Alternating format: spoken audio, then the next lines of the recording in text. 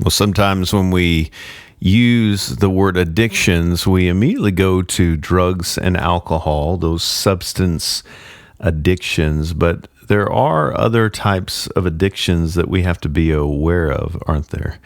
And what do we do if we can understand it and own it, take responsibility, and lay that at the foot of the cross, just like we do any other addiction? We can find that healing and that recovery just like we do with any type of addiction.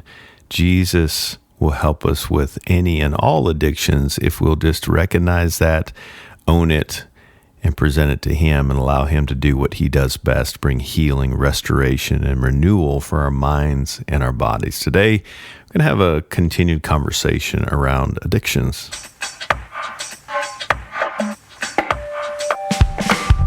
Welcome to Celebrate Recovery Official, a podcast that shares life-change stories, courage, hope, and leadership wisdom centered around the Celebrate Recovery principles based on Matthew chapter 5, where Jesus gives us encouragement. He walks us through these principles to help us face those hurts, hang-ups, and habits, and even broken relationships, a roadmap for life to walk in happiness in spite of our circumstances. And Celebrate Recovery is an incredible tool that helps us to do that. I'm a grateful believer in Jesus Christ. I struggle with drugs and alcohol and perfectionism. My name is Rodney. I'm the Global Field Director with Celebrate Recovery, and it's so good to be here with you today. Just some conversations I've had recently with some brothers and sisters in Christ, and how, man, the enemy is so deceiving. And part of that denial that we can creep into is we start to believe that as we compare our for the sake of this conversation, our addictions to others' addictions, we can kind of give ourselves some justification to keep going. And it's just important to understand kind of the various types of addictions. And it's too much to get into this fully, so I'm just doing an overview on this, but just wanted to have some conversation around this to maybe encourage you. If you're struggling with something that we talk about, that you would be encouraged not to feel shame or condemnation, but maybe some healthy conviction and some encouragement to move you toward health in this process we call recovery. But right out of the gate, I just feel like I want to jump into substance versus behavioral addictions. Now, a lot of times we will immediately equate substance as a behavioral.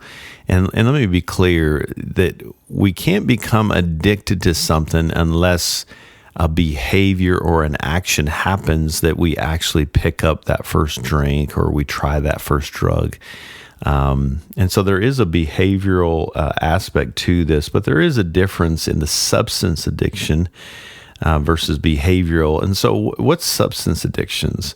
This is where we have a dependence on some type of a chemical, the ones that we're aware of, alcohol, drugs, but you could expand that definition to nicotine, even prescription drugs. We've been talking about the opioid epidemic, and or some illegal drugs, prescription or illegal drugs. Even a substance addiction could be caffeine. And I know it's like, you're meddling now, Rodney, but it's being mindful. I know I had to cut back on my caffeine because I knew I was drinking multiple cups a day, and it was just affecting me in bad ways. And so what these addictions, those chemical addictions I just rattled off, these can lead to a physical dependence.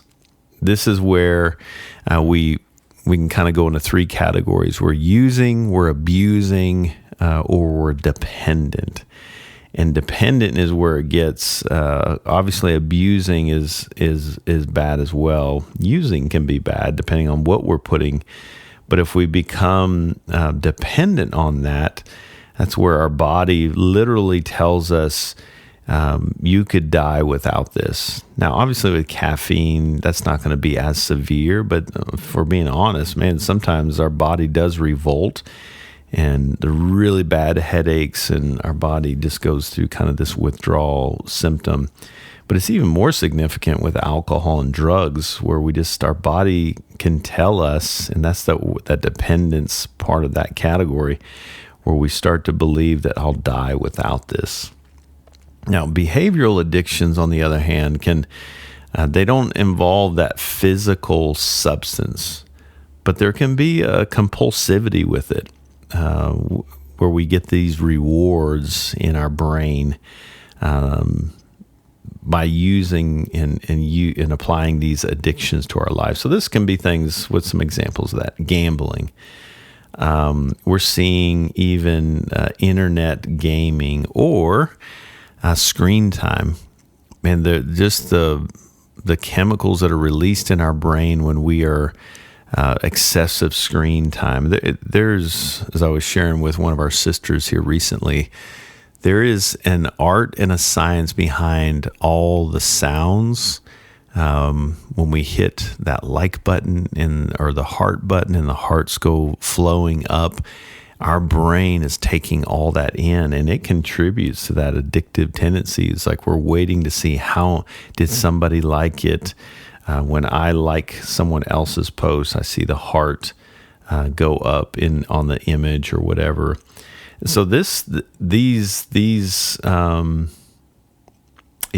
gaming, the screen time, you could say shopping could be one of those, where we're just excessively shopping, trying to fill a void, or eating can be one of those. It's not a physical substance in being like drugs or alcohol, but it's a substance. There's something that is a natural part of our survival, but with compulsivity, we're overeating, or we eat just to feel good, and that's where it can become a behavioral addiction. So these addictions can be just as destructive or compelling even as some of those substance addictions.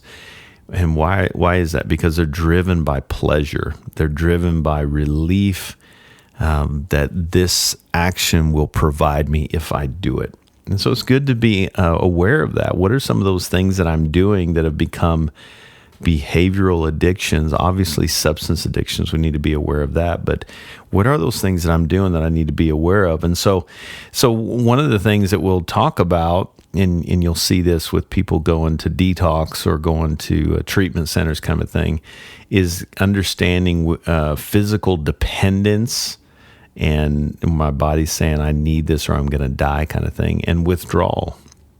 In substance addiction arena, this is where it can kind of create this physical dependence, meaning my body has become so reliant on this substance that I'm putting in my body. In fact, if I don't have this substance in my body, I can't function normally. And that's the big lie. If you feel like you're getting more done, speed keeps me active. You'll see that in colleges where people are taking things to stay awake, stay alert, stay focused, and it's a little bit misleading because we're accomplishing a lot, but it always catches up with us. And then what we were taking in, our body needs more and more and more and more, and then we're getting into some dangerous spaces. So my body needs this, or at least that's what it's telling me, to function normally. And the withdrawal symptoms in this can be pretty severe, and it can be actually very dangerous. And so if you're on some chemicals and you've been on them for extensive time, make sure you talk to your physician before just quitting cold turkey on specific things, because your body, you can go into tremors and all this stuff. There's a lot of conversations around that, but you want to seek out some counsel on that. It can be severe. There can be physical discomfort. There can be cravings, of course, because my body's saying, what are you doing? We had a good thing going here, or so we thought. And again, sometimes it can be life-threatening conditions and can kind of necessitate a medical intervention. That's why we want to seek out counsel. That's why we have detox centers. That's why we have sometimes emergency rooms. Hey, I need help kind of thing. So being aware of that, the substance addictions can have some significant withdrawals that can be pretty significant, bring a lot of discomfort, and sometimes life-threatening. Behavioral addictions, on the other hand, typically don't involve the physical withdrawals, but But we may experience some kind of psychological and emotional distress. This is where we might see anxiety go up, or we may see irritability, anger, even depression. When we try to stop the behavior, that's why they call it a behavioral addiction, then we can see our anxiety go up, depression increase, irritability, anger, shortness, those kind of things, because our body is trying to detox from this in a different way from substance, but there is a form of withdrawal. It just looks different than when with substance. But so what's the impact on that? Well, obviously with substance addictions, we can have, they can have just a significant direct or severe impact on my physical, of course, my emotional, mental health. For instance, Pastor John Baker, he founded Celebrate Recovery. He battled some health in his life due to his early addictions, and he said that multiple times from the platform. But his alcohol addiction, and sometimes alcohol addiction can lead to liver disease, or drug addiction can cause heart and lung problems. We'll see that. Smoking, for example, we talk about nicotine addiction that can lead to cancer. So there's significant impacts on our health. I had a brother, one of our folks on our global team, talking about someone close to them that their heart just gave out. And I think they were in their early 50s. Their heart just couldn't take it anymore, and it shut down, and they died. And so there's health risk with this. And we feel like we're invincible. And sometimes the substances can make us feel invincible. But there are immediate risks, and there are long-term risks that we have to be aware of. And that's part of why it's so important that if there's something going on, we have people around us saying something about our struggle. We need to listen to them. But what about behavioral addictions? What's the impact there? Well, I think heavily it's more so on the mental health, but it can have a significant impact on our physical. There can be physical consequences as well. We can find ourselves, just being run down. We stop caring for ourselves. We start eating poorly, and now we're kind of in a bad space because we're not taking care of ourselves. So there can be an effect on our mental health. There can be a physical consequences with this, especially with overeating. Now I'm affecting my body, my lungs, my heart, brain, everything. But for example, gambling addiction can lead to incredible high stress. We can see eating disorders developed. We can see nutritional deficiencies. So you just kind of get the idea there. There's lots of different things that can happen in the space when we have behavioral and substance. They have different effects and different differing severity, but we have to be aware of that regardless, and take whatever it is, whether it's substance or behavioral, seriously if it's having an effect on us. So and take a super fast break. When we come back, we'll continue the conversation on addictions and the difference between substance and behavioral. Stick with me. I'll be right back. Hey friends, the summit is coming up July 10th through the 12th. You can join us in California at Saddleback Church for the annual 3-day summit. If you can't make it in person, by the way, tickets are going fast. You want to jump on that. But if you can't join us in person, we do have a virtual option. Tickets are on sale now, and we encourage you. Join us. It's a 3-day action-packed day to help us personally and as a leader in ministry to keep us moving forward into health. Go to celebraterecovery.com for more information. Welcome back. Continuing the conversation on substance addictions and behavioral addictions. And right before the break, just talking about the impact on health. But what are the social consequences? And man, sometimes we don't see this when we're in the addiction itself until we come on the other side. Then it becomes a little bit more vivid and going, man, that was having significant impacts on my relational, my social interactions. But in the substance addiction arena, you can see some pretty noticeable social problems. This is where you might see job loss. You can see people run into financial issues. Of course, legal issues can be a big one, right? I'm getting DWIs or DUIs, whatever. Damaged relationships. I was supposed to be at a birthday party, but I was drunk or I was hungover, and now it's affecting my relationships. Obviously, the visible effects of intoxication and how I am when I'm like that and what I say under that condition. And then you have the illegal nature of some of those substances and just breaking the law, and we're actually harming other people. And so there's significant things that can happen socially with substance addictions. But what about the behavioral? This is where we can kind of get in denial. It's like, well, I'm not hurting anybody with this. But there can be some pretty big interruptions in our social interactions. For instance, gambling can obviously lead to financial ruin. There can be strained relationships because there's deception and hiding in that space. Internet addiction, when we're in that place, even screen time and gaming, which we'll probably do a separate podcast on screen time and gaming at some point, but there can be isolation from people. So I'm kind of isolating from my social circles, neglect of my personal responsibilities. I know someone who at one point took a whole week's vacation just to game.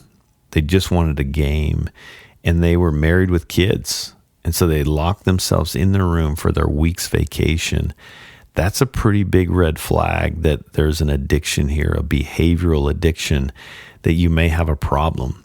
Or you find yourself always on your screen when you are supposed to be in those circles with your family. And I'm not shaming you. I just want you to be aware. And listen, this is something I've had to work on, especially with screen time, is literally putting my phone somewhere else in the house so that I'm not tempted to pick it up and grab it.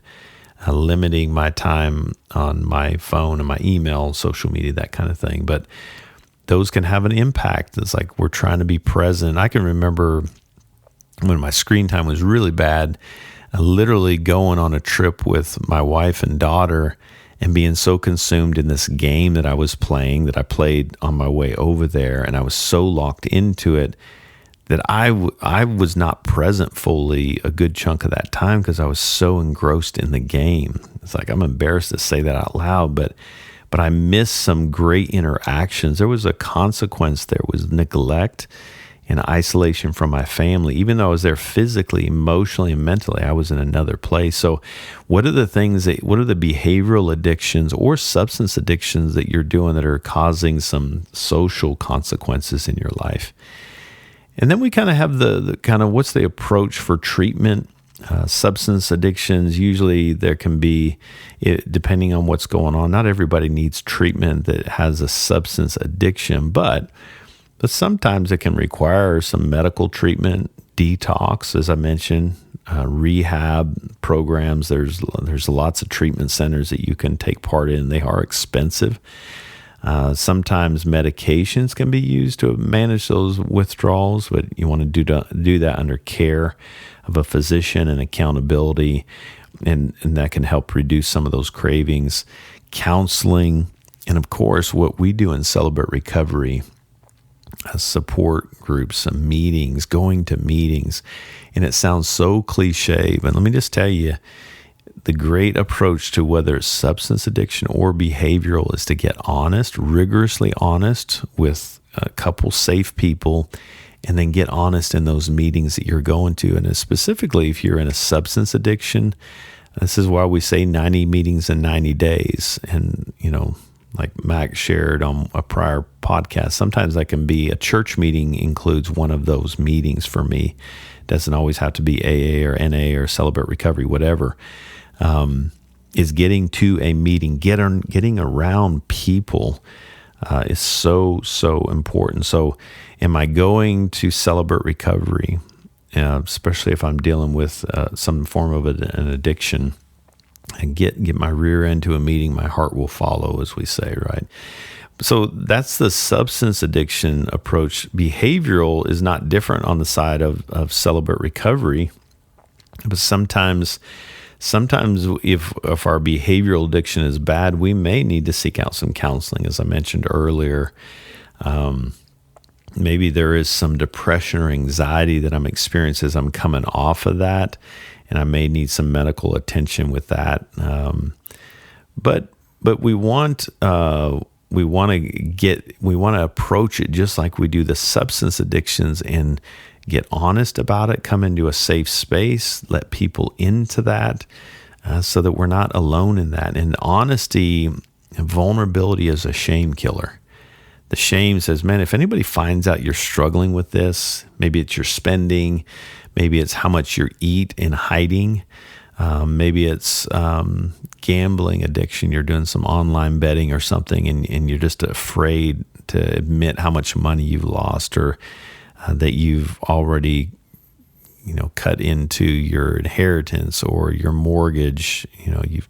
There's some bizarre things we do in trying to manage and chase winnings or chase our addiction under our own power. Shame can keep us in hiding. But guys, the shame killer is honesty and vulnerability. And the first time you do it, it will feel terrifying. But as soon as you do it, it will look to the people that you're sharing like one of the most courageous things you've ever done in your life. It's a very brave thing to do, and it's a life-changing thing. But I think it's important just to kind of be aware of kind of the stigma attached to addictions, and even the perception that some people may have on this. And specifically with substance addictions, we often carry this stigma, especially if we're using illegal drugs and doing illegal activities related to our addiction. Maybe we've been visibly intoxicated, and just embarrassing. And so people around us may view us in this space more harshly with substance addictions, right? It's like, man, where's your self-control? And it can feel shaming. And I've never seen shame be a great driver from other people to the addict as a catalyst toward change. Shame just doesn't ever work. But if I can love you there and be with you in that, it's a game changer. As opposed to shame, if you're listening and you've got a family member that's in a substance addiction, your shame and being a harsh approach with them may actually keep them become a roadblock to their curiosity and willingness to seek help, because it just feels like too much. It's like, I'm already a pagan. I'm already this really screwed up person. No one's going to love me in this space. So what's the point? So just know that if you've got some family members around, you love them well. Obviously, we got to set boundaries, and we don't want to enable them. That's a whole different conversation. But for them to hear from you, hey, we love you. When you're ready for help, we're here. You can't do this on your own. And I say this all the time. I can't work harder on your recovery than you are. So if it feels like I'm working harder on you, it's not going to be successful. And that's why when someone's trying to send a family member to treatment and they're just like, I don't want to quit. No, you're going to treatment. You're kind of flushing money down the toilet. There is an element that they have to feel the weight of the pain and see the pain in your eyes. And sometimes that requires interventions, and there's some professionals. Please get a professional to do that so that you don't create more harm there. But what about behavioral addictions? What's the stigma and perception to that?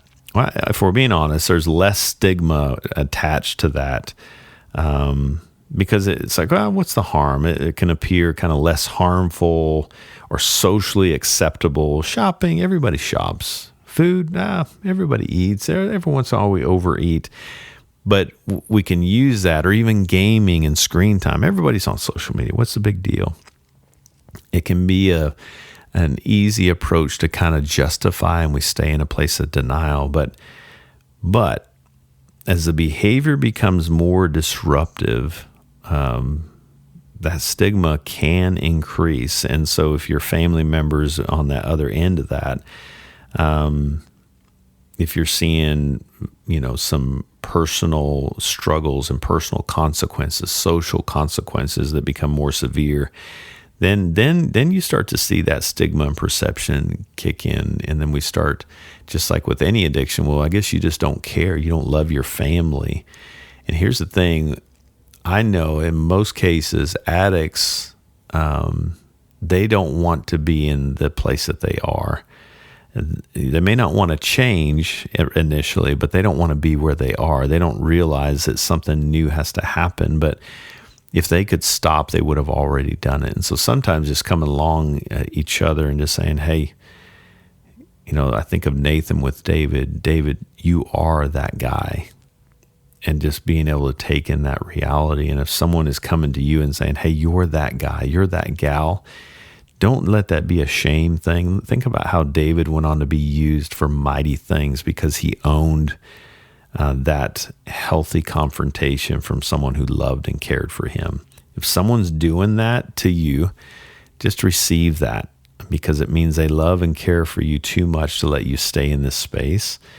And maybe it's time to get help. And so there may be a stigma and perception about you. Don't let the enemy keep you stuck there. Your vulnerability and honesty and getting to meetings and beginning to abstain, and maybe there's a fast from social media, detoxing sorts from those sites that you used to go to, or if you used to go in the casino, you're not going to the casino, so you're changing your neighborhood. If you were to cut off a section of your highway, just think of the highway in your town, and they cut off this exit to the next exit. Think about that. And nobody could drive on it. What do you think would happen on that stretch of highway? Well, there would be some grass that would grow through the pavement. And here's the logic in this, the connect. If we can take a different route and not take the same path that we've taken before, something new and different will be allowed to grow.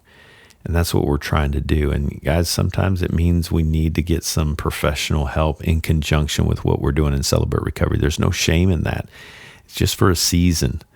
And as we do that and we start to experience life apart from whatever that substance is or whatever that behavioral, or sometimes you'll hear it referred to as a process addiction, then you'll begin to realize that life can be better and different, and we can exist without the dependence on this thing that we're struggling with. So important to understand that the substance and behavioral, and understand that there is a path to healing for you, for your family member, and just recognizing some of the challenges that can be presented in that space, but knowing that you can't face this alone. And Celebrate Recovery is an incredible tool to help you one moment at a time begin to face those, so that you don't have to face those on your own. And that's such good news to hear.